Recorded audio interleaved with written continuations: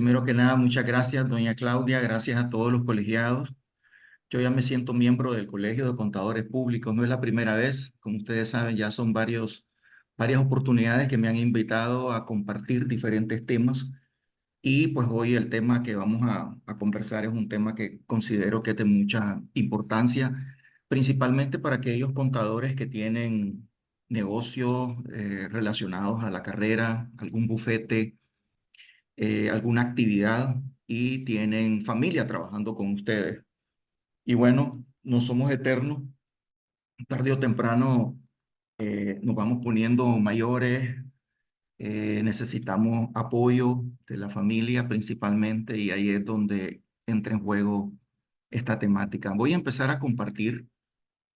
Acá tenemos la presentación para ahora y me confirman si se ve. No, Sí esta. se ve, maestro. Lo único que no está en modo presentación. Sí, perdón, Ok, esta es. sí. ¿Se puede ver lo que tengo en pantalla? Sí. Se ve, pero fíjese que no está en modo presentación. O sea, Ah, ok, ok, ok. es lo Perdón, único. voy a Sí. hacerlo nuevamente. Perdón. Vamos a empezar otra vez acá. Y esto. Yo creo que ahora sí. No, espérese, voy a cerrar esto que está aquí.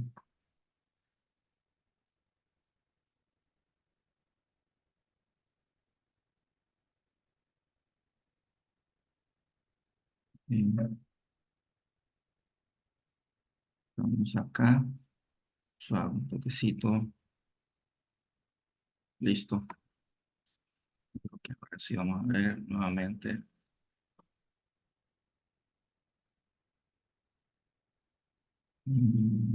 Aquí estamos.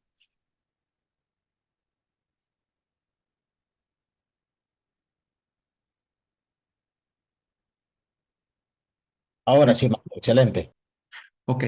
Siempre la parte tecnológica de última hora nos juega la. Ok, hemos llamado la presentación, la formación de sucesores en la empresa familiar y este es el contenido con el que quiero trabajar el día de hoy. Primero vamos a hablar un poco sobre el contexto, ¿verdad? La empresa familiar, de qué se trata, qué son las empresas familiares, sus retos. Después vamos a hablar un poco sobre el tema de la gobernanza, el gobierno corporativo, en otras palabras, que es donde se unen estos dos mundos, la empresa familiar con el gobierno corporativo, porque ahí nos ayuda el gobierno corporativo a entender un poco los retos que enfrentan las empresas familiares a medida que va pasando el tiempo. Después veremos el plan de sucesión. Estoy proponiendo un plan de sucesión para las empresas familiares del Colegio de Contadores Públicos y por último vamos a tener preguntas y respuestas como siempre lo hemos hecho.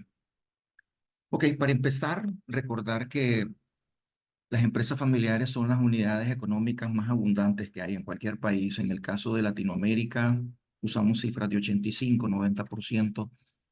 En el caso de Nicaragua, las mismas cifras, 85, 90%. O sea que de 100 empresas que usted puede encontrar, categorizar, señalar, va a encontrar 85 familias que están detrás de 85 de estas empresas. O sea, es numerosa la cantidad de empresas de carácter familiar, por tanto juegan un rol esencial en la economía de cualquier país, principalmente en las economías de los países en vías de desarrollo. Hay diferentes definiciones sobre empresas familiares.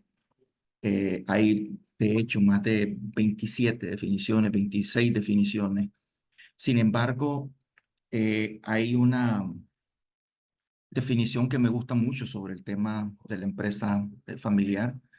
En primer lugar, es aquella empresa que está clara de que de que hay dos generaciones normalmente trabajando, a veces hasta tres generaciones, ¿verdad? Tenemos padres, tenemos abuelos, a veces nietos, o solo padres y nietos, o padres e hijos, perdón, o a veces solo la pareja está trabajando, ¿no? Pero pronto pues entrará la siguiente generación. Ese sería lo primero, ¿no? Que siempre va a haber familia presente. En segundo lugar, que esa familia, la presencia puede ser en la gestión y o, por supuesto, en la parte de la propiedad, o sea, en la junta directiva, en los órganos de gobierno en términos generales. Hay muchas empresas familiares de segunda generación donde ustedes no van a encontrar miembros en lo que es el día a día, o sea, no son empleados de sus propios negocios, solamente tienen externos. Entonces, pero ellos están en los órganos de gobierno en lo que es la propiedad. Y por último, la última elemento de la definición de empresa familiar es que hay una decisión, una definición clara de continuar.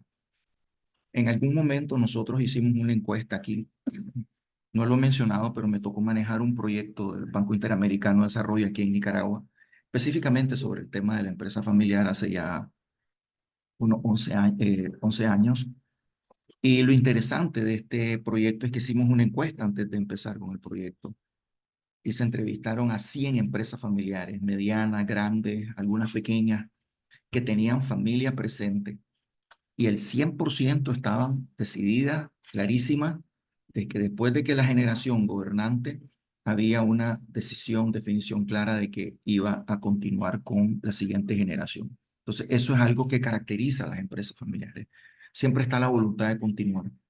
Y esto las pone en 3 y 2 en muchas oportunidades, porque si no tienen un plan de sucesión, si no tienen una línea clara de qué es lo que va a pasar cuando los directivos de la empresa, los que están manejando la empresa en ese momento, ya no estén, qué es lo que va a pasar, ¿verdad? No hay una ruta clara, no hay un mapa, podríamos decir, ¿no? Entonces, es importante contar con esos elementos.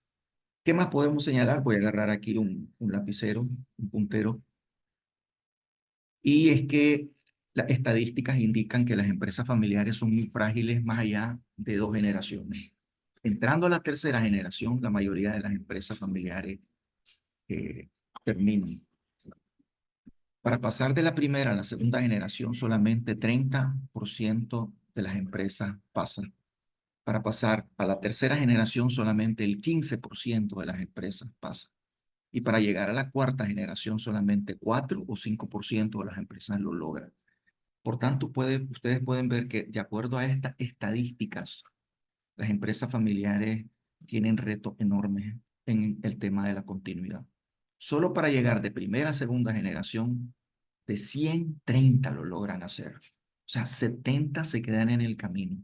Sea porque las vendieron, dejaron de ser familiar, las compró alguna corporación, como en oportunidades pasa, o se murieron en las manos de los fundadores y solamente 30 llegaron a la segunda generación.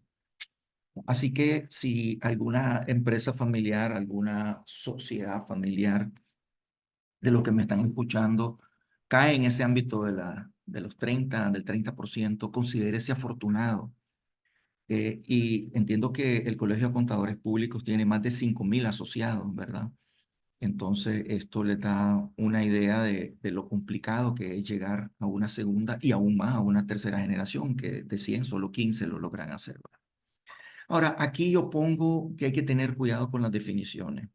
El hecho de que una empresa sea familiar no significa de que es pyme, que es pequeña y mediana empresa. Son dos conceptos distintos. Pyme es una concepción de tamaño, empresa familiar es una concepción de el ADN, de quienes están detrás de la empresa, ¿no? Una familia o no son familia, o en mixto, ¿no? Puede ser familia con gente que no es familia.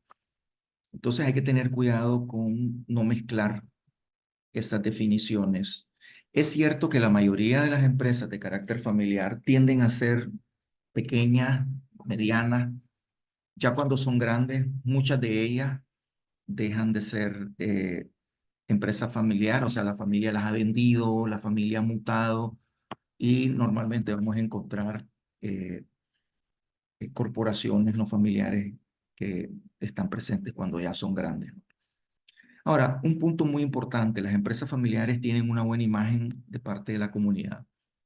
La gente las ve como potable, que dan un tremendo servicio, eh, por una simple y sencilla razón, es la familia la que está detrás de ese servicio que se le está dando. y procuran en todo momento mantener esa calidad, mantener eh, ese servicio ante esa comunidad de clientes que normalmente son continuos, que están constantemente comprándole sus productos y servicios. Entonces hay una presión por mantener esa buena imagen. Bueno, ya hablamos un poco sobre la continuidad, pero sí me gustaría hablar sobre el tema de la organización empresarial, como lo estoy señalando acá. En una empresa de carácter familiar, a diferencia de la no familiar, la mayoría de los puestos clave están tomados por miembros de la familia. O sea, estamos hablando, por supuesto, de la gerencia general, lógico, de lo que es la junta directiva, ¿verdad? Que eso es parte de lo que es la propiedad. Está copada normalmente por fundadores, por sucesores, en ocasiones por algún nieto, nieta. Pero en la parte de la parte funcional, lo que es el organigrama, vamos a encontrar que las gerencias específicas, funcionales, están normalmente ocupadas por miembros de la familia. Y esto cobra dos dinámicas muy particulares. Por un lado, que el tema de las emociones va a jugar un papel importante dentro de la empresa familiar. Entonces, la parte emocional es muy importante considerarla porque a ratos, cuando el fundador con alguno de los hijos tiene problemas, eso va a repercutir en la empresa. Cuando la pareja que maneja la empresa tiene problemas entre ellas, es posible que ese día repercuta o al día siguiente va a repercutir en la bienandanza de la empresa. Y se va a sentir en la venta, se va a sentir en la preparación de informes, se va a sentir diferentes niveles. Entonces, eso es lo primero en la parte de la organización empresarial con conflictos varios. A diferencia de la empresa no familiar, en la empresa no familiar los conflictos normalmente son técnicos. Está listo aquello, no, no vino fulano, esos son los conflictos en la empresa no familiar. Como dije, en la empresa familiar son temas de que la pareja tuvo pleito, un pleito en la noche, en la mañana va a repercutir en las labores de la empresa. O el papá con la hija, o la fundadora con el hijo, ¿verdad? Esos son temas que van a repercutir en la salud del día a día de la organización. Ahora, por tanto, el tema de la profesionalización es uno de los temas complicados para la empresa. ¿Qué significa la profesionalización en este caso? Bueno, buscar el cuadro indicado, la persona indicada para el puesto indicado. En una empresa nuevamente de carácter familiar, normalmente los hijos están en primera fila. Tengan a veces o no las capacidades para cumplirlo, ¿verdad? Y ahí viene una situación complicada para los fundadores. ¿Qué hago con mi hijo? Yo quiero que esté conmigo, que aprenda conmigo, ¿verdad? Al final vamos a ver la ruta que creemos que podría ser la más indicada. Y entonces la profesionalización es uno de los temas que podría afectar más a las empresas. Y es encontrar a la persona indicada para el puesto indicado. Y eso, estos temas que hemos hablado, los anteriores, pueden afectar la competitividad de la organización. Porque si no tenemos la persona en el lugar correcto o si tenemos una pareja, como ha sucedido en algunas corporaciones en Nicaragua y en diferentes lugares, ¿no? La pareja tiene conflictos entre ellos, ¿ok? Como decimos en Nicaragua, se levantaron trompudos y eso va a afectar la bienandanza de la organización, el clima organizacional. Imagínense los colaboradores que son supervisores, que vean que hay esa tensión en la corporación familiar, eso va a generar otros retos. Hay unos autores muy emblemáticos en el tema de la empresa familiar que son Álvaro Vilanova, Alberto Jimeno y por supuesto el decano de las empresas familiares como es Miguel Ángel Gallo. Ellos, como pueden ver, son de diferentes organizaciones. Esta universidad de SADE, por un lado, y por el otro lado, el IESE. Son organizaciones universitarias, universidades que estudian, que trabajan el tema de la empresa. Álvaro Vilanova y Alberto Jimeno decían ellos que, haciendo una investigación, que la principal causa de muerte en las empresas familiares era una vez que el fundador se incapacitaba, desaparecía, el reemplazo de ese fundador era el reto principal para las empresas. Y ellos decían que en el 72% de los casos era por esta situación. Para que veamos la importancia de estar preparados. No sé cuántos de ustedes que tienen bufetes, que tienen empleados que trabajan con otros colegas profesionales y se han hecho la pregunta de qué pasa vos, que sos la persona orquesta, el hombre o mujer orquesta de tu organización, el día que no estés, porque a veces, en la mayoría de los casos, muchachos, chicos, colegas, no avisa. Eh, Hace 2 semanas falleció un tío que estaba en las perfectas, en mejores condiciones. Se levantó, fue al baño y solo dieron el golpe, ¿verdad?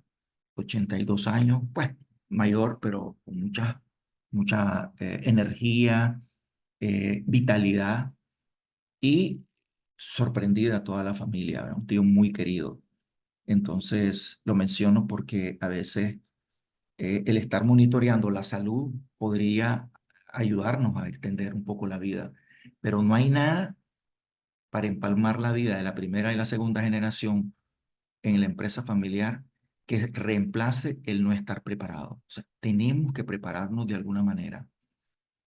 Y Miguel Ángel Gallo del IES, él decía de que en el 62% de los casos, el reemplazo de ese líder de la empresa era por falta de intereses comunes entre la familia. O sea, imagínense que las empresas familiares son como una escuela, son como una universidad. Así deberíamos de verla, como una escuela, como una universidad. Imagínense lo que se puede aprender de los fundadores en la empresa de carácter familiar cuando los sucesores trabajan con sus padres. ¿Qué cantidad de información diaria pueden recibir? El ir a hacer compras, el estar atendiendo a los clientes con papá, con mamá, el ver cómo papá y mamá los atiende, que papá y mamá me digan cuáles son los clientes clave. O sea, estas cosas no se enseñan en las universidades. Estas cosas se enseñan en la empresa familiar. Eh, ya hablamos, bueno, de los clientes claves. ¿Cuáles son los clientes a los que yo le debo de poner importancia? ¿Cómo debo tratar a los colaboradores? ¿Cuáles son los colaboradores clave? ¿Cómo los debo de tratar a los colaboradores clave? ¿Verdad? Etcétera, etcétera. El 25% por problemas de armonía familiar. Para que vean ustedes la importancia del tema de la armonía familiar en una empresa. Estamos hablando de qué es lo que pasa con la mayoría de las empresas, ¿verdad? En general. Y por último, 10% de madurez del negocio. Bueno, por último, 3% de la situación financiera. Lo que quiero hacer valer aquí, vean ustedes estas tres cifras que están aquí, de primero. Son temas que están relacionados con la familia. Que una empresa fracase familiar, normalmente fracasa por temas de familia. No fracasa porque le faltó la plata, no fracasa por temas de finanzas. O sea, en el 97% de los casos que estamos viendo, no fracasan por temas financieros, solo en el 3% por temas financieros.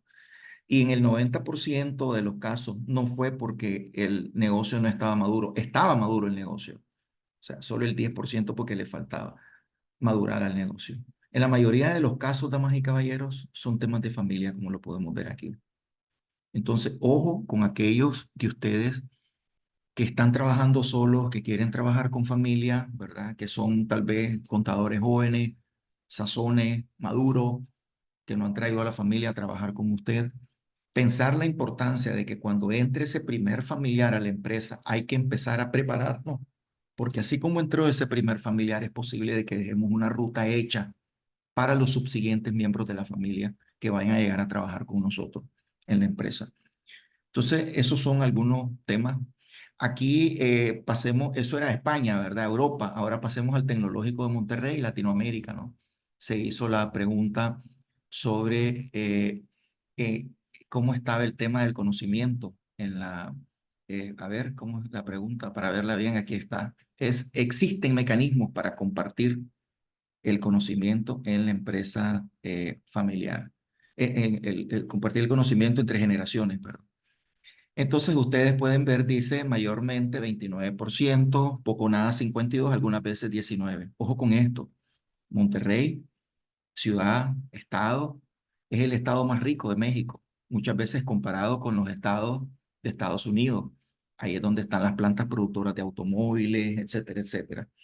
Y usted puede ver que todavía la mayoría de las empresas en este país, en esta ciudad, perdón, en esta región, que esté diciendo de que poco o nada está ese conocimiento entre las generaciones. O algunas veces, o sea, estamos hablando 60, 71% que te diga, ¿verdad? Nada o muy poquito, eso es importantísimo en una ciudad rica, llena de empresas, proveedoras de repuestos que van allá a las plantas generadoras de automóviles, y, entre otros, ¿verdad? Eh, Ahí mismo en esa misma entrevista se preguntó, ¿existe un plan de sucesión? ¿Verdad? ¿Y cómo era ese plan a ver, si existe ese plan de sucesión? Perdón que lo esté poniendo de esta manera, lo que pasa es que no miraba él. Ok, vamos a ponerlo otra vez por acá.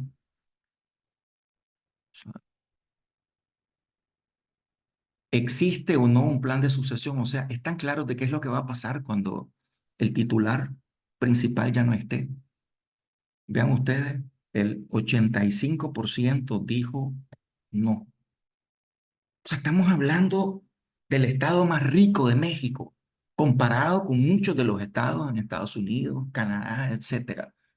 Y que el 85% de las empresas diga que no sabe qué van a hacer cuando el titular fallezca.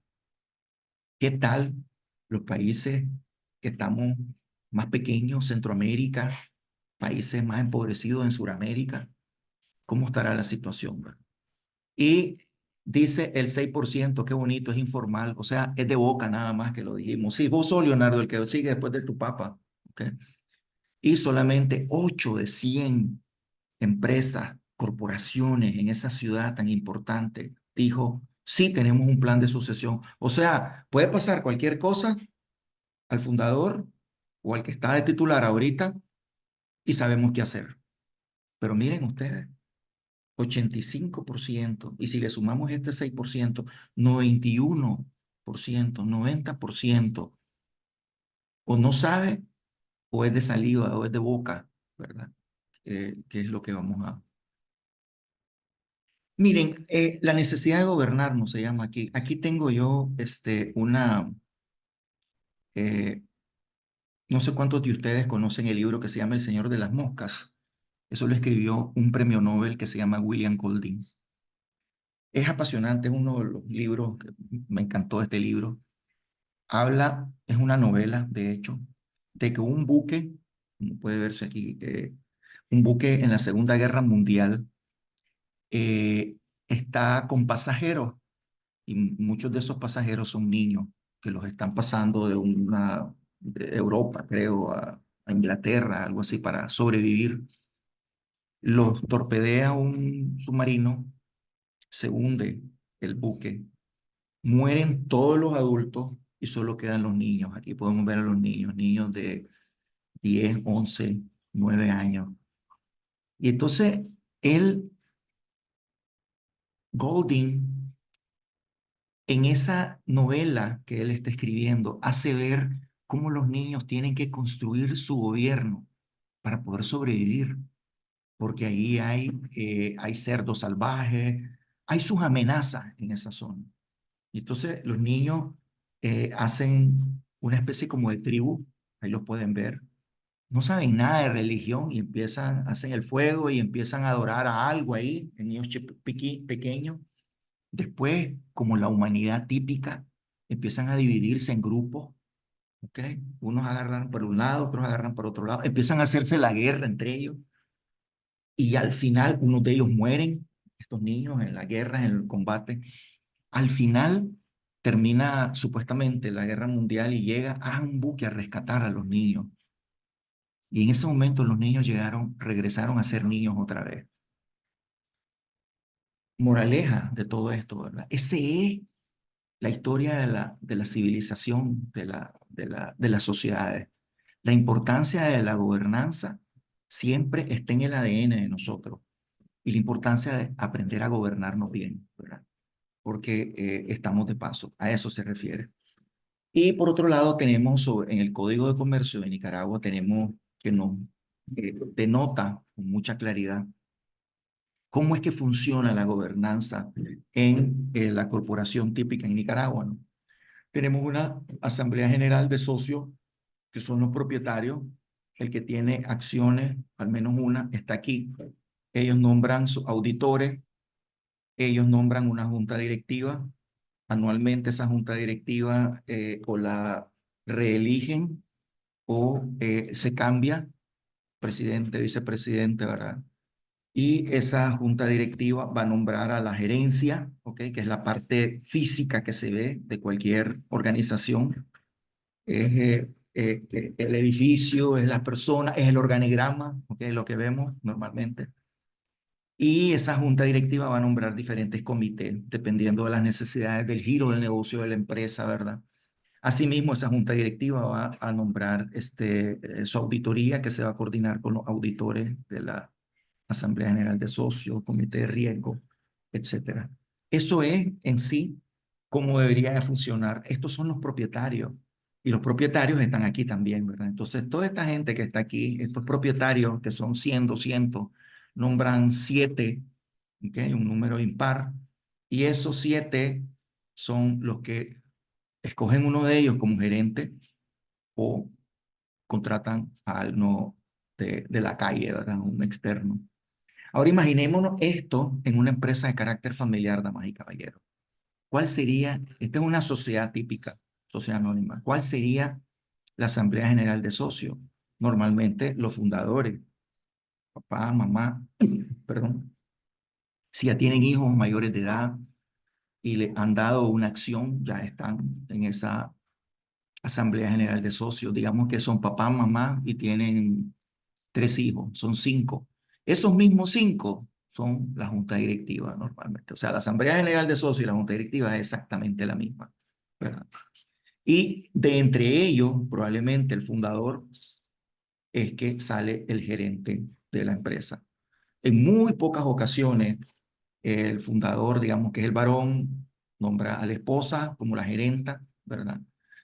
Normalmente es, si es el varón el que empezó la empresa, el que está titular de la empresa. Y asimismo, pues ellos están a cargo de los distintos comités que la empresa normalmente funciona. Ahora quiero decir algo. Esto es lo ideal, ¿verdad? Aun cuando tenemos Asamblea General de Socios, tenemos Junta Directiva, en la mayoría de los casos no opera como tal. Estamos en el camino resolviendo. Seamos realistas, ¿verdad? De repente llegó la DGI, ¿verdad? Está revisada. Ah, sí, sí, hay que tener las actas. Entonces corremos, ¿verdad? Para que la Junta Directiva tenga alguna cosa preparada, etcétera. Chicos, no es Nicaragua, así es Latinoamérica, así somos normalmente los países en vías de desarrollo, ¿verdad? Tenemos mucho que aprender en estos aspectos de tener lista nuestra acta, tener lista nuestros documentos, ¿verdad? Y eso es parte de las reuniones y la actividad que se está dando en la junta directiva, en los interesados, en los propietarios. Se reúnen, todos están al tanto, todos saben qué es lo que está pasando. No hay guerra, no hay grupitos entre ellos, ¿verdad? Etcétera. Ahora miren, AGS, ya dijimos, son los accionistas, la junta directiva son los directores, ¿verdad? Que tienen esos roles que están acá.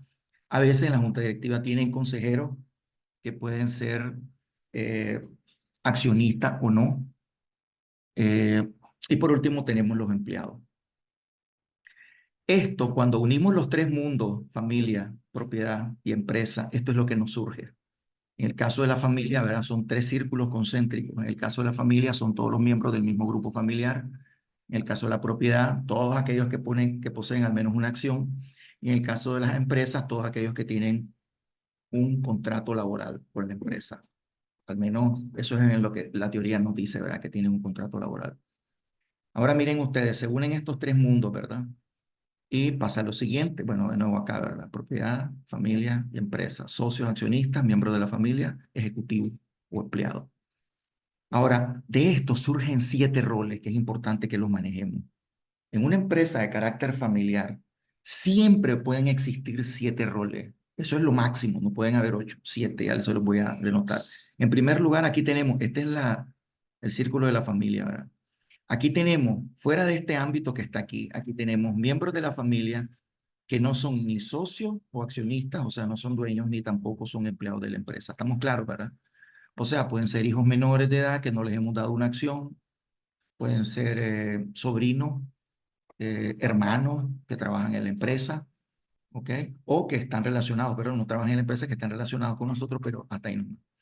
En segundo lugar, veamos accionistas, número 2. Estos son todos aquellos que tienen una acción a su nombre, ojo, sean familiares, Centeno, Cafarena, como yo, Roberto, perdón, que sean López, Martínez, ¿ok? No son ninguno de esos y tampoco son empleados de la empresa. O sea, los número 2 no son ni miembros de la familia ni tampoco son empleados. Son propietarios externos que compraron, algún miembro de la familia les habrá vendido o nosotros los invitamos, miren, quieren comprarnos un 30%, un 40%, normalmente menos de la mitad, ¿verdad? Del valor de la empresa, para invertir porque necesitamos capital de trabajo. Y nos dijo, bueno, sí, perfecto, quiero trabajar con ustedes, quiero ser parte de la sociedad.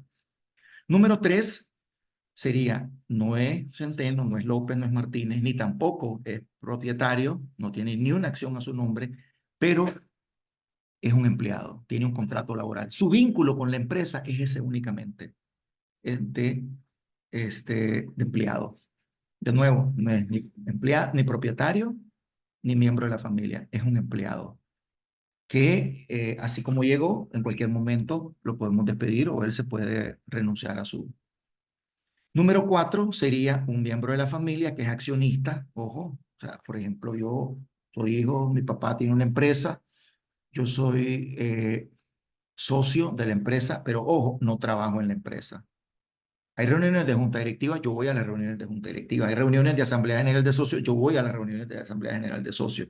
Pero yo no voy a las reuniones de alta gerencia, que es donde está reunido el gerente con los gerentes específicos o funcionales. No, no puedo porque yo no nada tengo que ver con eso, pues no soy empleado. ¿Ok? Ese sería el 4. Veamos al 5. El 5 es un accionista no familiar, ojo, no es ni Centeno, ni Martínez, ni López, ni Arauz, ni tampoco, pero sí es empleado.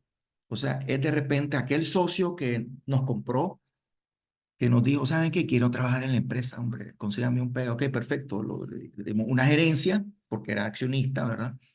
O una supervisión, alguna cosa le dimos. Se quedó trabajando con nosotros y entonces es accionista, empleado, pero no es familiar. Veamos el número 6. El número 6 sería, ¿verdad? Un miembro de la familia que es empleado, pero ojo, no es accionista. ¿Ok?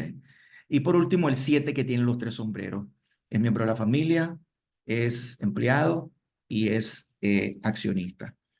Ok, espero que estos 7 roles nos sirvan para entender la dinámica de cómo opera normalmente las empresas de carácter familiar, ¿verdad? Recordar, solo 7 roles pueden haber, no pueden haber más roles. Ok, ¿y qué más sobre el tema de la empresa familiar en la medida que va pasando el tiempo, la continuidad? Bueno, en primer lugar, damas y caballeros, el tiempo no perdona. El cambio es inevitable. Vos estás hoy acá y mañana no vas a estar. Alguien va a ocupar tu auto, tu casa, eh, tu lugar, tu espacio. ¿Ok? Por ahí alguien decía, miren cómo nos preocupamos porque nuestro nombre prevalezca, porque nuestros bienes queden. Alguien decía que después de 100 años nadie se va a acordar absolutamente nada de quién somos nosotros. Cuidado que ni 50 años después, ¿verdad? Tal vez ustedes les han hablado de sus abuelos, es posible, de sus tatarabuelos, nadie. Tatarabuelos es 100 años, arriba de uno aproximadamente, ¿verdad? Ok, ya les hablé sobre esta encuesta, ¿verdad? Que el 100% de las empresas que nosotros entrevistamos en el año 2009 aquí en Nicaragua, familiares, todos dijeron, queremos que la empresa continúe en manos de la familia. Vean ustedes, es un reto, ¿no? Por tanto, el objetivo para que eso funcione, hay que dejar a la empresa con un mapa. Eso ahorra tiempo, eso ahorra dinero. Imagínense el costo que hay en una empresa. Que el titular desaparezca en un abrir y cerrar de ojos. Se accidentó, un infarto, o sea, cosas imprevistas. El costo, no solo emocional, ojo, de dinero, todos los cheques que se quedaron ahí, todas las compras, todas las ventas que estábamos haciendo en ese momento. La gente entiende que se murió el titular, pero no puede esperar 2 meses, 3 meses para que un juez allá nombre a los nuevos herederos 3 meses después. Y no arranca la cosa, o sea, estamos pegados con esa situación. Entonces, la importancia de que toda empresa esté clarísima de qué pasa si, en inglés le llaman what if, qué pasa si, qué pasa si desaparezco, qué pasa si me incapacito. Y eso definitivamente la moral laboral la tiene clara, pues si todos los empleados, 50, 100, 200 empleados, saben de que cualquier cosa que le pase al titular está la esposa, cualquier cosa que le pase a los dos, ahí está el hijo mayor o la hija mayor, esto no se para. Todos tienen sus trabajos asegurados, ¿verdad? Las firmas, los cheques van a salir. O sea, eso da tranquilidad. Hablar del entrenamiento de los sucesores, los especialistas hablan de 5 a 10 años. Por supuesto, va a depender del interés, el tiempo que el sucesor tenga, el interés de los padres. Ya dije yo que la empresa familiar se convierte en una escuela, en una universidad.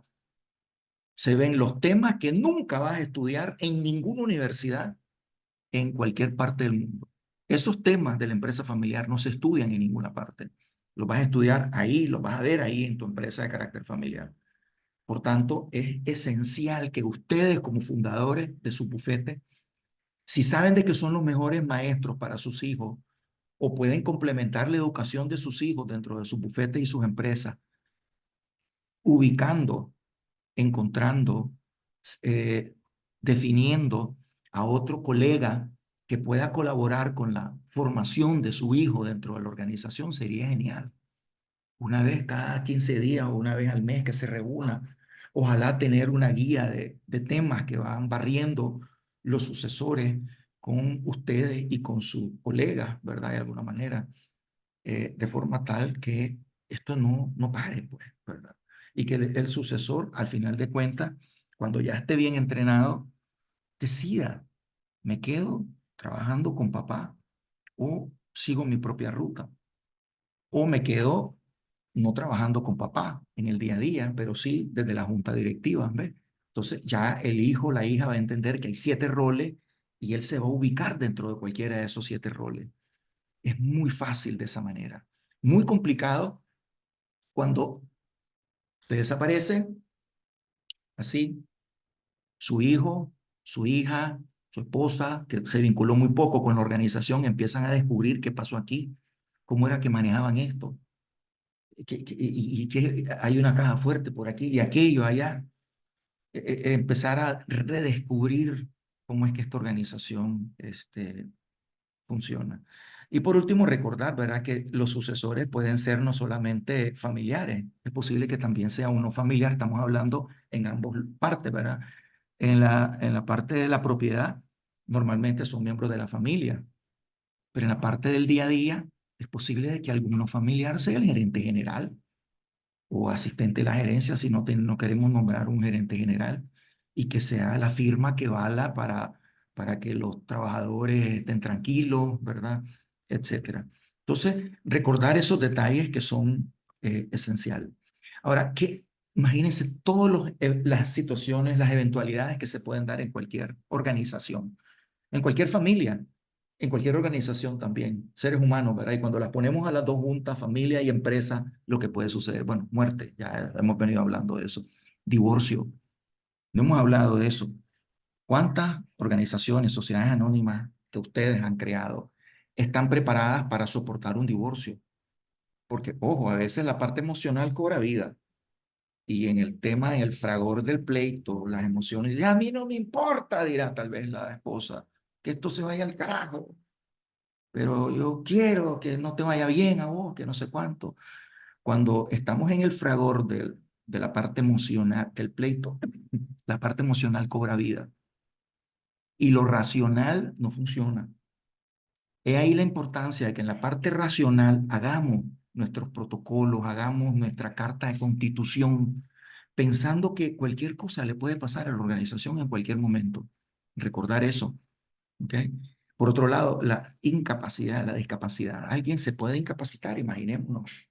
Algún miembro, la esposa, el esposo, en algún momento puede, de nuevo, accidente, un derrame, ¿ok? Angustias, pueden ser personales, angustias corporativas, desastres que se den, desacuerdo, ¿ok? Entre socios. A veces tal vez no entre el fundador y los hijos, porque el fundador es así, ¿verdad? O sea, lo que yo digo así se hace, pues no va a haber ese tipo de desacuerdos y aunque lo haya, no prosperan. A veces es mejor así, ¿verdad? Porque cuando está la mitad y la mitad en desacuerdo, se paraliza la organización. No puede ir ni para allá ni para acá. A veces es mejor que tenga la razón los contrarios míos. La gente que no está de acuerdo conmigo, es mejor que Dios tenga la razón y que funcione. Porque cuando estamos en desacuerdo y estamos haciendo lucha, ¿verdad? Y estamos 50-50, aquello no va a funcionar nunca. Y bueno, otro virus. ¿Cuánta gente no se murió? Gente linda en este país. No solo en este país, en el mundo. ¿Ok? Un virus que no se esperaba, que vino y bueno, ya vimos los desastres que pasaron, ¿verdad? Gente que hoy estaba y de repente abogados, contadores, ingenieros industriales, educadores, se nos fue de todo. No solo mayores, jóvenes también, ¿verdad? Ahora, algunas cosas que nos pueden servir, ¿verdad? Algunos pasos que les voy a recomendar. Bueno, en primer lugar, toda organización tiene roles clave, ¿ok? Tiene puestos claves. Entonces, hay que identificar esos roles claves de la organización, porque son roles que queremos que la familia los ocupe, ¿verdad? Porque son roles de confianza. Por ejemplo, qué sé yo, lo que es contabilidad, lo que es finanza, todo lo que tiene que ver con plata, con dinero, normalmente queremos que alguien de confianza lo maneje. Caramba, eso es lo más normal del planeta, ¿verdad? Eso sería lo primero. Lo segundo, identificar qué competencias se requieren para ocupar ese puesto, ¿verdad? ¿Qué habilidades requiere la persona para ocupar ese puesto? ¿Ok? Los roles, ojo, primero, y segundo, las competencias y las habilidades para cada uno de esos roles. Que tiene que ser contador, tiene que ser un financiero, un abogado o un contador abogado. O sea, solo ustedes saben, ¿verdad? Número tres, empecemos a definir la cantera de sucesores que nosotros tenemos. ¿Dónde está esa cantera? Son nuestros hijos. Hay mucha gente brillante, capaz, creó unas corporaciones espectaculares, pero por X o Y razón no tienen hijos, hijas, no tienen sucesores. O los sucesores se fueron, están en otros lados y están muy bien y no quieren regresar porque están ganando yo no sé cuánto y entonces usted tiene que ver cómo le hace, ¿verdad? A veces los sobrinos hacen tremendos sucesores, ¿ok? A veces empleados que uno ha terminado de criar. Hay empleados que llegan a trabajar a los 19 años, 20 años en una empresa, 21 años, qué sé yo, y trabajan 25 años con vos. Han pasado más tiempo con vos que con sus padres probablemente. Entonces podrían ser un tremendo sucesor si se hace un buen acuerdo. Usted queda con la propiedad, él o ella se queda manejando el día a día como gerente, ¿verdad? Eh, Promete pagarte tu salario como gerente fundador en retiro, llamémosle de esa manera, ¿verdad? Por ponerle un título. O sea, chicos, aquí todo se puede resolver mientras vos estés vivo, mientras haya voluntad tuya y de los demás. Ojo, de nuevo, cuando hablé aquí sobre el tema del divorcio, ¿verdad? Etcétera, es esencial. Planeemos para lo mejor, pero preparémonos para lo peor. ¿Ok? Porque somos de la vida y la muerte, somos de la separación, somos del divorcio. Es normal. No es que ella es mala y vos sos bueno, no. A veces la gente cambia sus intereses y cada uno tiene que seguir por una ruta distinta. Mi mensaje es, estén preparados para cualquier cosa, para no lastimar, no afectar a una organización que genera 100 empleados, 200 empleados. Imagínense una pareja que no le importa malmatarse y darse lecciones entre ellos, pero mandar al carajo a 200 familias, no son 200 empleados, 200 familias muchas veces, 300, 500, yo no sé cuántas, y más los clientes que dependen de ellos y los proveedores que dependen de ellos, cuando vos te das cuenta el impacto negativo que eso puede tener, ¿verdad?, en la sociedad. Ok, después de la cantera de sucesores, hacemos un Excel, podemos hacer un Excel con los nombres, si tenemos 5 hijos, 2 sobrinos, hasta nietos, ¿verdad? Qué sé yo. Y podemos evaluar a cada uno de ellos. A veces es mejor buscarse un externo para que los evalúe, ¿no? Puede ser un especialista en empresa familiar, puede ser una de estas organizaciones que se dedican a evaluar puestos de trabajo o a conseguir top eh, gerentes, ¿verdad? Etcétera. Y proyectar a la persona, ¿verdad? Hacerle un plan. Por ejemplo, si pensamos de que en la gerencia general, ¿verdad? Mi sobrino es la persona o mi hijo es la persona que va a reemplazarme, empezarle a dar algunas responsabilidades y decirle, mira, de aquí a 3 años terminas tu carrera, de aquí a 5 años ya adquiriste 2 años de experiencia como gerente asistente o como vicegerente, no sé cómo le van a llamar, y después usted empieza a tomar 15 días de vacaciones o toma una semana de vacaciones y evalúa cómo quedó todo, regresa, todo bien, ¿ok? Se toma después 15 días de vacaciones, evalúa todo bien, después se va un mes de vacaciones, si todo está bien y su hijo o su sobrino, quien quedó ahí a la cabeza, manejó todo bien, perfecto, y así usted poco a poco puede ir retirándose. Nada más rico que después de tener 60 años o 65, no sé, la edad que usted se quiera retirar, amigo, amiga que me escucha, tomarse sus vacaciones, sabroso, pasear, ir al mar. Si tiene una chocita en el mar, qué cosa más rica, estar allá en la playa tomando sol, tomándose un coquito, viajando, ir a Europa, hacer el camino de Santiago. Tantas cosas lindas que nos están esperando en este planeta para los que ya estamos retirados. Y bueno, hay que buscar sí un buen reemplazo. Y por último, el tema de la capacitación y desarrollo. Se me olvidó mencionar aquí, no solamente está la formación dura, está la blanda también. De eso lo vamos a hablar después. Aquí está, ¿verdad? Cuando estamos hablando del plan de formación de los sucesores, el desarrollo de esos sucesores, recordar que hay, en inglés le llaman soft skill and hard skill. Son habilidades blandas, habilidades duras. Las habilidades blandas, todos sabemos que son todo lo que tiene que ver con el trato hacia los demás, ¿verdad? Hacia las personas, el liderazgo, esos son soft skills. Y la hard skill es todo lo que se estudia, todas las cosas que uno tiene que estudiar, ¿verdad? Entonces, recordar ese tipo de cositas.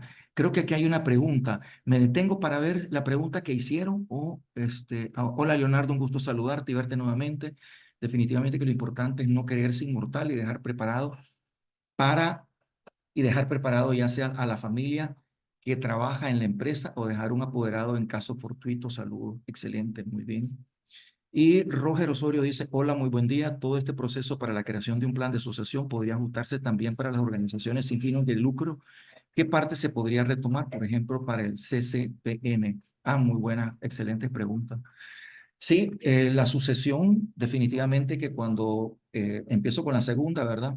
Cuando esté el tema de la parte emocional, de la genética, es un must, estás obligado, porque es lo que vos vas a dejar, estás obligado a dejar ese legado, a preparar esa continuidad. Por supuesto que las organizaciones sin fines de lucro pueden seguir este mismo camino que estamos acá, ¿verdad? Enseñando, ¿ok? ¿Cuáles son los roles claves en una dirección ejecutiva? No sé si hay un vicedirector ejecutivo, un gerente qué sé yo, de especialistas, ¿verdad? Esos roles claves se pueden identificar las competencias y por supuesto, imagínense una ONG que percibe, qué sé yo, millones de dólares o de Córdoba y hay un montón de gente que recibe ese servicio social de esa organización. No puede parar esa organización. Entonces es un must para responder la pregunta. Es obligado a tener una continuidad. Eh, yo creo que en la ONG, como la parte emocional no está presente, a veces es más fácil el tema de la definición de la sucesión, porque ahí vos lo que vas a hacer es valorar racionalmente a las personas que te van a suceder. Desafortunada o afortunadamente, no sé cómo le quieran llamar, yo creo que afortunadamente en parte y desafortunadamente en parte, cuando uno tiene una empresa de carácter familiar, nos toca escoger a nuestros hijos normalmente. Eso es en todos los casos casi, ¿no? Y eso tiene su parte positiva porque es nuestra genética, es nuestra continuidad, ¿verdad? Pero su parte negativa, que es la parte emocional, es posible que te traicione y tal vez tu hijo no tiene las capacidades, pero vos, apenca, como decimos en Nicaragua, querés que tu hijo sea la persona que ocupe ese lugar. Bueno, asegúrate de que tu hijo tiene esas habilidades blandas y habilidades duras. Y si hay tiempo para que vos lo ayudes para desarrollarlas, ¿verdad? Si estás joven, vos tenés 60 años, estás entero, 65, todavía 70 años, 5 años más, podés ayudarle a tu hijo para que desarrolle esas habilidades perfectamente. El punto es que tu hijo quiera, que tu hija quiera, ¿verdad? Porque si no quiere, ni a palo. Entonces, la educación formal siempre es importante. Yo sí soy fan de que los hijos estudien lo que quieran. Por ejemplo, si yo tengo una corporación y mi hijo dice, papá, yo quiero una corporación que nada tiene que ver con bienes raíces, por ejemplo, que nada tiene que ver con medicina, y mi hijo llega y dice, papá, quiero estudiar medicina. Yo en lo personal no tengo ningún inconveniente. Trato de relacionarlo con algo más clave, que es el tema de la propiedad, en este caso de la Asamblea General de Socios y la Junta Directiva, para que se haga un tremendo accionista. O sea, ¿quién dice, quién quita que un médico, por ponerlo extremo, por eso le puse médico, puede ser cualquier otra profesión alejada del tema de los negocios, ¿verdad? Digamos, eh, no puede ser un tremendo accionista? Si lo hemos educado, ha visto cómo hemos tomado decisiones de dinero, cheques, tarjetas de crédito, todo lo que es la finanzas eh, eh, blandas, ¿cómo le llaman? Finanzas de hogar o finanzas corporativas. Ha visto todo eso, cómo lo hemos manejado. Entonces ya tiene una educación informal que le ayuda a la educación formal, que en este caso es alejada al giro del negocio que teníamos. ¿Verdad? Ok, dice, estábamos por aquí, ¿verdad? La importancia de, oh, aquí, perdón, estábamos con esto. Aquí hay otra elemento que la gente normalmente lo pregunta también, y es el tema de la experiencia laboral fuera de la empresa familiar. Yo soy pro de eso. Es más, mi ruta que propongo, la ruta que lo propongo a las corporaciones familiares es, primero, un año en la empresa familiar para que conozca todo sobre la empresa familiar. O sea, si el chaval o la chavala está en último año de la universidad o le hacen falta 2 años, es el momento ideal para vincularlo en todos los roles que tenga la organización. Y más si estudió negocios, si estudió contabilidad, si estudió finanzas, muchísimo mejor, ¿verdad? Entonces, mándelo a la bodega, si es una empresa que tiene productos tangibles, ¿verdad? Mándelo a la bodega para que empiece desde la tubería, donde arranca la tubería, ¿no? Del aprovisionamiento. Y de ahí mándelo a todos los roles habidos y por haber, de cómo ese ítem que tiene en la bodega se relaciona con los libros, que están en contabilidad y todos esos roles que tiene la organización. Después de 2 años ya usted lo puso de asistente, de ayudante de cada uno de sus gerentes específicos que usted tiene. Y que lo regañen y que le jalen la chaqueta, que lo corran si es posible y que le pongan a usted la queja. Y dígales a sus trabajadores, ¿verdad? Que son sus gerentes, si usted es el gerente general, que son sus gerentes específicos, que lo traten con dureza a su hijo si lo tienen como que si fuera un externo, dígale. Trátenlo como que si fuera un externo. Aquí, por favor, me le dicen que a las 8 de la mañana, si no era a las 8, me lo dice, ¿verdad? Y que le descuenten el salario, que lo traten de la misma manera que lo tratarían si fuera un externo. Eso sería el primer año, según 2 años, ¿verdad? Mientras se gradúa. Una vez que se gradúe, ahí voy yo. Mándelo a que trabaje para alguien más que no sea ni papito ni mamita. Su primer pegue, su primer contrato laboral, que ojalá lo tenga con alguien que no sea usted. Porque seamos realistas, los papás son gallinas cluecas, más los papás latinos. Los papás latinoamericanos son gallinas cluecas, papás y mamás. Entonces, es posible que de la, ¿cómo le llamamos? De la, eh, ¿cómo le decimos? Del ojo gordo, de la vista gorda. Nos hacemos de la vista gorda en los errores que mi hijo pueda cometer, porque como es mi sucesor y entonces, no, nada de eso. Mándelo a que trabaje afuera. Que otro gerente le enseñe disciplina, que aprenda disciplina laboral fuera de su contexto, que aprenda otras cosas, que aprenda cómo funciona otra empresa más allá de la de él, que es de papá y mamá, y que trabaje por lo menos 5 años, 3, 5 años fuera. Pero que si va a regresar, que regrese como una persona exitosa, como un trabajador exitoso y que no regrese como un corrido. Eso es muy importante. Si lo corren de otro lugar, no lo acepte en su empresa hasta que tenga 2, 3 años de éxito en otro lugar y entonces él va a ser una persona excelente como directivo en tu junta directiva. No necesariamente como trabajador, tal vez tu hijo te dice, papá, ¿sabes qué? No quiero ir a trabajar en esta empresa, en la tuya. Perfecto, hijo, no pasa nada. Pero eso sí, quédate en la junta directiva. Imagínese su hijo lo que puede enriquecer la junta directiva, trabajando 5, 6, 7 años fuera en otra organización, ¿ok? Ojalá, tal vez en otro país, agarrando experiencia, Costa Rica, España, Estados Unidos, países nórdicos, qué sé yo, y que después venga aquí a su empresa familiar, a su junta directiva, a dar, ¿ok? Lo mejor. Eso sería una cosa espectacular. Y bueno, también hay que buscarle coach. ¿Ok? Si usted puede pagarle un coach a su hijo una vez a la semana, una vez de que ha preparado, acuérdese, ¿verdad? Que ya preparamos, ya la proyectamos, ¿verdad? Que preparamos todo su plan de trabajo, ¿ok? Una vez que hemos hecho eso, póngale un coach, póngale un tutor. El tutor puede ser dentro de la organización, ¿verdad? Como decía, pues tal vez tu jefe de contadores, si vos tenés un bufete y tenés un montón de contadores que trabajan ahí con vos. O pueden ser alguien de afuera, ¿verdad? Que te lo forme, ya sea para ser un tremendo director en la junta directiva o para ser un empleado de la organización, cualquiera de las dos. Y bueno, empieza ese programa de entrenamiento del que estamos hablando, ¿verdad?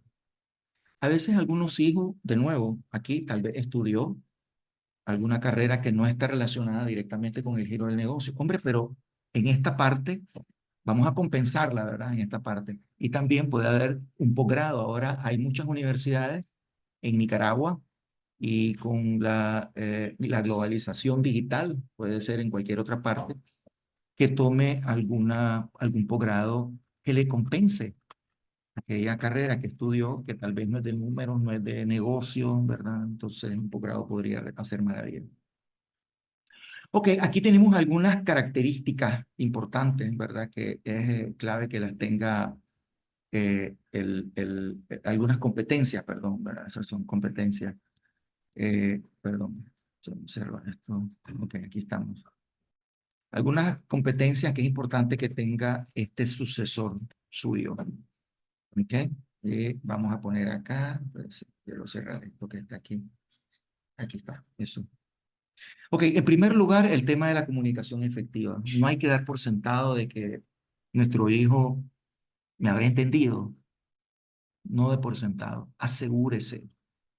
Abra todas las puertas de comunicación con su hijo, porque él va a replicar eso mismo. Y una empresa no se puede manejar con un lenguaje de señas, ¿verdad? Tiene que haber una comunicación fluida, lo menos emocional posible, lo más racional posible. Ojalá que su hijo en la empresa le diga gerente, ¿verdad? Etcétera, ¿no? Y no traer la cultura familiar a la organización, sino todo lo contrario. Ok, otra cosa es la autonomía. Sabemos de que la autonomía no es de la noche a la mañana, es lo que les decía, ¿verdad? La autonomía es que vos le des ciertas responsabilidades, vayas monitoreando si las está cumpliendo, retroalimentar los errores que va a cometer, porque tu hijo no es perfecto, tu hija no va a ser perfecta, va a cometer muchos errores como vos los cometiste y hay que retroalimentarlo, pero hay que irle soltando la rienda poco a poco. Esa autonomía es soltar la rienda. También hay que, ojalá, ¿verdad?, que tome algunos cursos, algunas formaciones en el tema de innovación, porque todos queremos que nuestra empresa, esa sangre nueva, traiga también nuevos elementos, ¿verdad?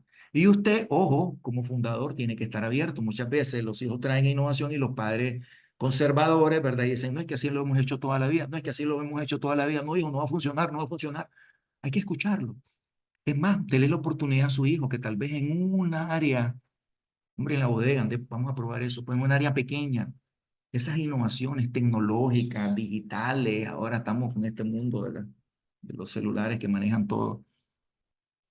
La inteligencia artificial está haciendo maravillas. Bueno, en el tema de los números, ustedes lo sabrán mejor que yo, ¿no?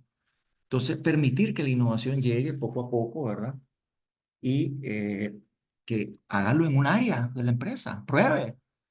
Veamos cómo estamos, los ingresos, los resultados, los servicios que estamos dando y de repente aplicamos inteligencia artificial, aplicamos softwares, una apps, qué sé yo, tantas cosas y funcionó, ¿verdad? Y también ver ese, monitorear ese involucramiento de los sucesores, ¿verdad? De nuevo, no están obligados tus hijos a ser tus sucesores en la parte del día a día. Tal vez ellos en lo que es la propiedad tampoco están obligados, pero pues, creo que hay más flexibilidad de que ellos ahí se queden y no tanto en el día a día, porque si tienen sus propias agendas hay que respetarlos, pues, ¿verdad? Si tu hijo quiere estudiar a las hormigas culonas del África, hombre, no hay nada que vos puedas hacer probablemente para que, aunque lo disuadas y lo trates de convencer, no, yo voy a ir a estudiar a las hormigas culonas blancas del África, pues, ok, ni modo, allá hay que dejarlo, ¿verdad? Yo sé que los padres, soy padre, ¿verdad? Vamos a hacer lo posible por enamorar al chaval o a la chavala para que se quede trabajando con nosotros y más si tiene nietos, niños, aquello es una cosa tremenda, ¿verdad? Pero bueno, así es, ¿verdad? Y eso, importancia, esa relación con la familia es esencial porque el consejo de familia de alguna manera es el que va a estar monitoreando el involucramiento de ese nuevo líder de la organización en la organización, en la empresa, ¿verdad? Entonces, mantener buenas relaciones con todos los miembros de la familia va a ser clave. Y bueno, recordar eso, ¿verdad? Puede ser tu hijo, puede ser tu nieto, pero el tema de la compatibilidad técnica empresarial con la organización es esencial. Aquí estamos hablando con contadores, financieros, administradores de empresas. Esto es una ciencia, ¿verdad? Que ustedes la conocen, la manejan y bueno, tu sucesor, ¿cuánto debe conocer sobre eso, ¿verdad? Es posible que tu hijo haya sacado hoy en día la MBA, hasta las maestrías en administración de empresas son tan flexibles que le permiten a un chaval que es médico, farmacéutico, hacer un MBA. Y eso va a compensar un poco, ¿verdad? La falta de esa formación que tuvo en su carrera primaria porque no habían esos cursos, ¿verdad? Y bueno, yo creo que voy a ver acá algunas preguntas que tenemos. Ya vimos las preguntitas acá. Eh, Marvin Suárez dice, en el Consejo de Administración o reuniones de junta directiva, ¿es correcto que sea miembro un profesional independiente que actúa en calidad de asesoría y no es accionista familiar de la empresa o esto no es permisible? Muy buena pregunta, don Marvin, querido amigo Marvin, una persona con la que hemos trabajado antes. Marvin, sí, enriquece muchísimo la calidad de una junta directiva tener más allá de miembros familiares. Ojalá sean consejeros, Marvin, especialmente si son gente relacionada con el giro del negocio. Porque recordar a veces que el fundador ha estado viendo las cosas de arriba para abajo. Tal vez se ha estado más a lo interno, no sé cuánto conocerá del tema del mercado. Pero sí es bueno identificar dos o tres consejeros, sea que sean colaboradores claves, tal vez un colaborador clave y tener un experto en ese tema externo y puede ser algún miembro de la familia externo, ¿verdad? Que también de alguna manera ha estado al tanto de la organización. Sí, de nuevo, Marvin, los externos juegan un papel esencial dentro de la organización, porque recordar, ellos están ahí, es cierto, pues tal vez se les va a dar algún estipendio y todo, pero quieren esa familia, quieren que esa familia tenga éxito, ¿no? Y de esa manera van a traer contribuciones maravillosas dentro de la organización. Recordar, amigos, que usted como gerente no lo maneja todo, no lo sabe todo. Siempre áreas grises que nosotros no podemos ver, sea en el sector, en el que nos desenvolvemos, en el país, en la economía, ¿verdad? Y de repente un externo llega y te dice, no, mira, es posible que pase esto, va a pasar tal cosa, mejor prepárate por aquí, no, mejor invirtamos allá, mejor no hagamos esto, busquemos tal tipo de cliente, diversifiquémonos, internacionalicémonos, o sea, todo ese tipo de decisiones pueden ser clave. Ahora yo veo de que ustedes, los contadores, se están preparando con esas nuevas maneras de la contabilidad que son universales, ¿verdad? Ahora que prácticamente la contabilidad de cualquier país del mundo, entiendo yo, es la misma, ¿no? Entonces, eso facilita el trabajo para internacionalizarse, ¿verdad? Perfectamente. Ok, no sé si yo estoy tratando de ver, me parece que había alguna pregunta más por acá, pero no la detecto. Maestro, en la parte de preguntas y respuestas habían tres, ya las contestó las tres. Ah, ok, ok, perdón mi ignorancia. Ok, No, perfecto. no, no, Ok, tranquilo. entonces ya estamos por acá, ¿verdad? Yo creo que ya eh, ustedes son gente pues que ha alcanzado logros significativos, ¿verdad? Tienen bienes materiales que transmitir, transferir a las siguientes generaciones, preocuparse por eso, ¿ok? Que no se termine con usted, que continúe. Ojalá que usted y su esposa o su pareja, que entre los dos preparen algún tipo de ruta, de estrategia para que su esfuerzo en la vida, en la tierra, no se quede ahí nomás, sino que continúe más allá de usted, ojalá con sus nietos. Miren, mucho tenemos que aprender de, ¿cómo se llama? De las dinastías. Han oído la palabra dinastía, ¿no? De las dinastías. Las dinastías tienen mucho que enseñar. ¿Cómo una persona puede crear una dinastía? Esa es una materia poco conocida. Es un reto para alguien que tiene suficientes recursos eh, preocuparse por implantar una dinastía cuando tenés 40, 45 años. Y lo que querés vos es que tu genética, genética, sí, tus bienes no terminen ni con vos ni con tus hijos, sino que continúen más allá, ¿verdad? Eh, ¿Cómo está tu cantera de sucesores? ¿Ya los identificaste? Ya estás claro de que están convencidos de que van a estar con vos, son muy pequeños todavía, o ya son adultos, están casados, no sé si tenés nietos o no, pero tu cantera de sucesores es importante que la vayas. Y bueno, yo creo, esta es una pregunta un poco complicada, ¿verdad? Pero ¿qué tal si este fuera tu último día? ¿Cómo van a quedar tus cosas, tu esfuerzo de toda la vida? Hay varios de ustedes que tienen cosas, han hecho logros maravillosos acá, ¿verdad? Se va a quedar todo ahí. Va a llegar alguien y va a hacer un bacanal, como decimos en Nicaragua, o va a llegar a desparramar, a terminar, a quebrar todo tu esfuerzo en un dos por tres.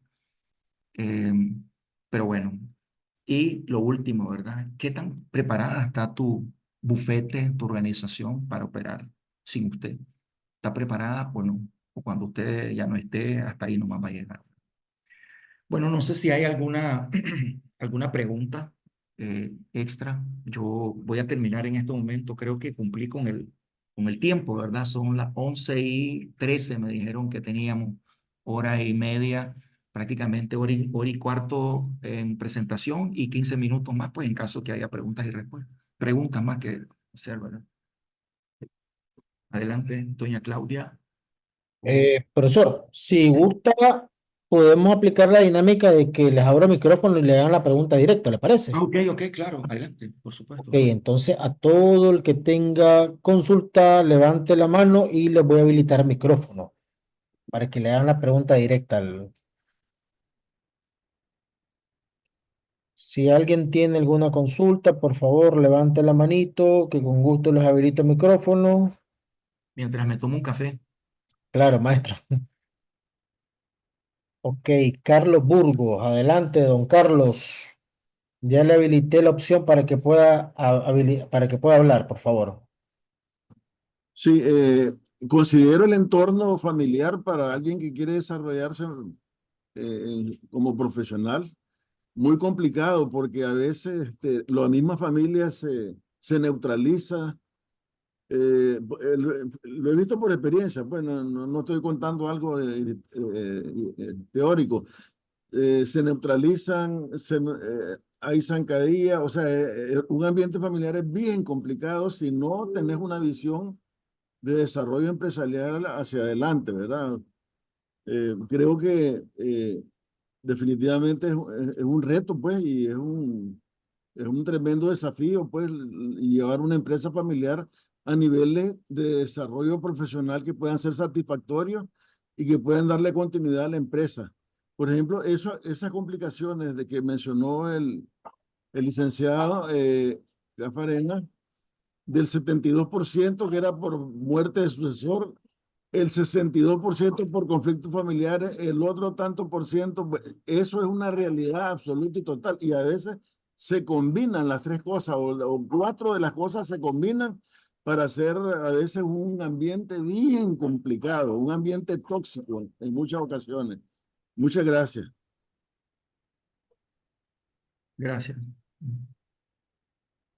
Sí, bueno, yo solo quería comentar algo. Gracias al señor Burgos por su comentario. Sí, hay un experto en empresas familiares que decía, no hablemos de empresa familiar, decía, hablemos de empresas familiares. Y es que es a veces tan difícil meterlas a todas en el mismo molde, ¿verdad? Son tan diferentes a veces. A veces hay, por ejemplo, imagínense una empresa familiar donde solamente hay un sucesor versus una empresa familiar donde hay 7 hijos y todos quieren el poder, o una empresa familiar donde hay 7 hijos, solo uno quiere el poder, los otros 6 se casaron con gringos, europeos, japoneses, qué sé yo, se fueron del país. Eh, o sea, hay tantos casos de casos, ¿verdad? Eh, pero bueno, lo importante sí es siempre hacer su tarea. Y yo creo que el recordar esto sí, gracias por ese comentario, porque me recuerda este aspecto. Usted, fundador, es la persona clave. Usted es la que va a traer, la que va a enseñar divisiones, la que va a enseñar unidad, la que va a enseñar lo bueno y lo malo que se pueda dar en su empresa familiar. Usted es el que va a establecer la cultura corporativa. Usted es la que va a cortar con una tijera y va a decir, esto no me gusta y no quiero que se dé aquí. O es lo que usted va a decir, estos son los valores que nosotros vamos a promover y estos son los valores que vamos a premiar aquí en la organización, ¿verdad? Entonces, en los hombros de los fundadores es donde está el principal peso del comentario. Adelante. Ok,